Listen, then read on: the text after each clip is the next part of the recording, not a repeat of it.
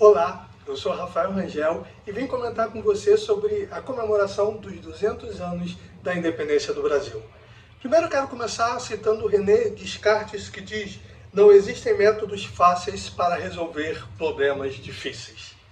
Quando a gente vai analisar um fato histórico, a gente precisa ter sempre isso em mente, que os processos históricos não ocorrem da noite para o dia, mas sim são processos graduais que vão trazendo grandes mudanças. Nada acontece num passe de mágica ou num piscar dos olhos. Quando a gente vai falar sobre a independência do Brasil, que aconteceu em 7 de setembro de 1822, pelo menos como um marco oficial do grito da independência, esse processo vai começar lá em 1808, quando a família e a corte portuguesa vêm para o Brasil. E isso vai trazer uma série de mudanças para o Brasil, que ainda era colônia de Portugal. Em 1815, o Brasil foi elevado a uma condição de reino, deixando de ser colônia. 16 de dezembro de 1815. Depois de mais de 300 anos de exploração, lembrando que o Brasil, quando foi descoberto em 1500, até 1800, ele foi tratado como uma colônia de exploração. Portugal apenas explorava o Brasil. O Brasil era utilizado para satisfazer as necessidades e vontades de Portugal. Em 1808, a família real portuguesa vem para o Brasil, fugindo da invasão napoleônica, por ter furado o bloqueio. Então eles vêm e começam a trazer uma série de mudanças, porque o Brasil não estava preparado para receber e ter a família real vivendo aqui. Então, em 16 de dezembro de 1815, o Brasil é elevado a essa condição, o que provocou a ira da burguesia portuguesa, porque eles não queriam que o Brasil deixasse de ser uma colônia, eles não queriam que o Brasil deixasse de ser explorado. E com a vinda da família real para o Brasil, uma série de mudanças foram acontecendo. Então, eles começaram a pressionar. Em 1821, 26 de abril de 1821, Dom João VI precisa voltar para Portugal. A burguesia portuguesa começou a exigir a volta de Dom João para Portugal. E quando ele volta para Portugal, começa a insistência para que o Brasil fosse rebaixado novamente à condição de colônia, o que trouxe grande insatisfação para a elite brasileira. Depois do retorno de Dom João a Portugal, as cortes portuguesas continuaram tomando medidas que foram populares aqui no Brasil. Eles exigiam o retorno de Dom Pedro I, exigiram a instalação de mais tropas portuguesas no Rio de Janeiro, além do fato que aqueles que iam até Portugal negociar eram tratados com desdém, o que foi aumentando a insatisfação das classes brasileiras com os portugueses. E essa pressão da corte portuguesa pela volta do príncipe regente para Portugal criou uma reação aqui no Brasil.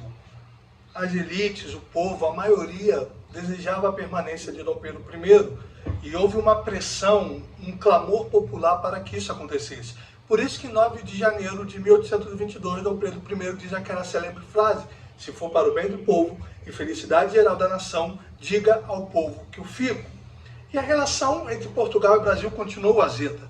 E em maio foi decretado uma lei aqui no Brasil chamada Cumpra-se, onde toda lei que fosse aprovada em Portugal só seria válida no Brasil se Dom Pedro I desse o aval.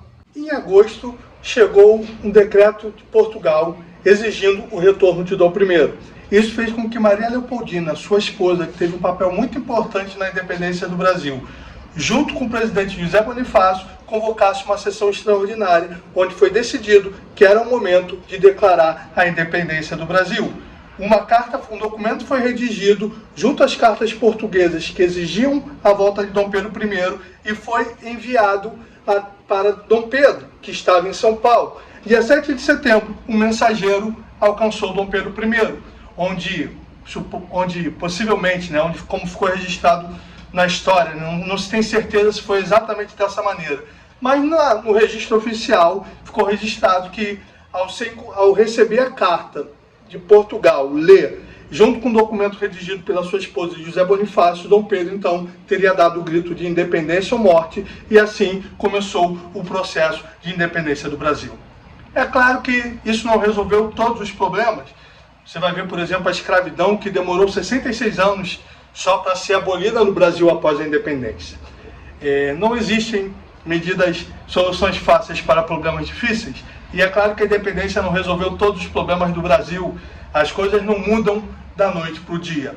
Mas eu acho que fica importante aqui o registro e a gente reconhecer esse feito, porque a grande marca dele foi nos livrar da condição de colônia de Portugal. O Brasil já tinha sido explorado por Portugal por 300 anos e o desejo das cortes e burguesia portuguesa era que isso continuasse. Se o Brasil não se torna independente e volta à condição de colônia, provavelmente é bem possível que nós estaremos muito mais atrasados hoje do que já estamos. E é claro que o fato da independência ter ocorrido não significa que tudo que aconteceu após era culpa dela. O Brasil muitas das vezes acelerou, retrocedeu, muitos outros fatos, muitas outras situações, outros contextos aconteceram para que nós tivéssemos ainda reflexo de muitos problemas na nossa nação que temos hoje, mas isso não significa que a independência não foi um fato importante, que não foi um fato histórico que deve ser reconhecido e deve ser lembrado. Deixamos de ser uma colônia de exploração e nos tornamos uma nação soberana.